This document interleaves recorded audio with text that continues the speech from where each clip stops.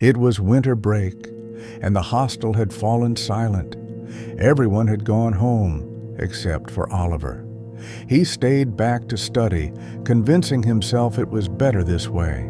No distractions, just peace and focus. But the silence wasn't peaceful. It was suffocating.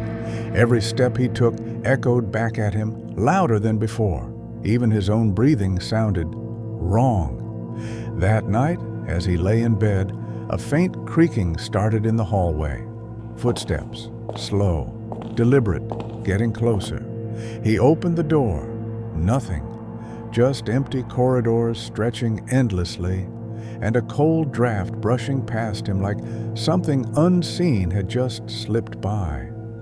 The next evening, while walking through the corridor looking for snacks, something caught Oliver's eye. Room 309, its door, was slightly open. That wasn't right. It was always locked. Everyone knew that. He hesitated, staring at the dark gap beyond the doorway. A strange chill gripped him. He stepped closer, nudged the door gently, and it creaked open with a slow moan. The room was untouched, dusty, cold, heavy, like time had stopped inside. On the desk, a torn piece of paper. His name was scribbled on it in red ink, freshly written, but he hadn't been inside. No one had. That night, Oliver was pulled from sleep by whispering, soft, persistent, a voice repeating his name over and over like a chant. He turned on the light, nothing. But the voice continued from the hallway.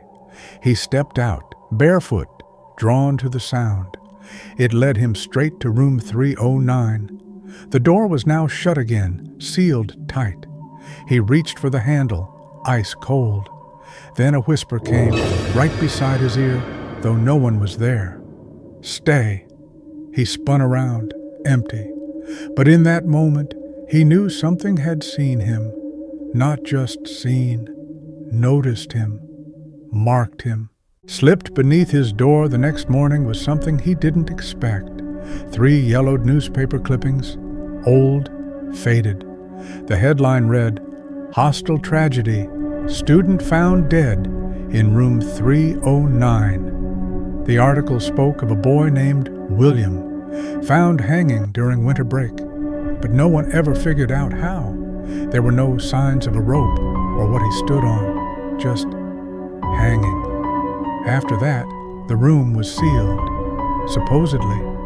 Oliver's hand shook. He looked up at the mirror and saw himself, but only for a moment. Then, the reflection stayed frozen while he moved, watching him. He couldn't take it anymore. He had to know what was inside room 309. He stepped in, slowly, heart pounding. The air was heavier than before. Dust hung in the air like smoke. Shadows clung to the corners. On the bed, a leather-bound journal. He opened it. It was Ziane's. The entries got more frantic near the end. The silence speaks. He's in the walls. The final entry read, "He said he was lonely. I stayed. I shouldn't have." The moment he read it, the door slammed shut behind him, locked. Lights went out. He wasn't alone anymore. Trapped in total darkness, Oliver tried to scream, but no sound came out. The silence wrapped around him like a blanket. Then a figure emerged. Pale skin, hollow eyes, wearing the same clothes Oliver had seen in the clippings. William.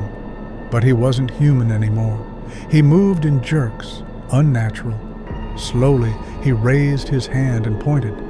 Oliver backed away, but the wall behind him pulsed, like it was breathing. Then the voice came, not William's, but Oliver's own. "You stayed too." Something heavy sank into his chest. And in that moment, Oliver wasn't himself anymore. He was claimed. Morning came. The hostel was still and cold. Dust settled gently in the light. Everything looked normal, except room 309. Its door was shut again, A new sign taped to it, handwritten, "In memory of Oliver, 2025. No one remembered hearing anything.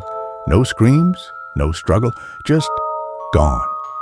Inside the room, if one were to peek, they'd find him sitting on the bed, perfectly still, smiling faintly, eyes blank, whispering to himself.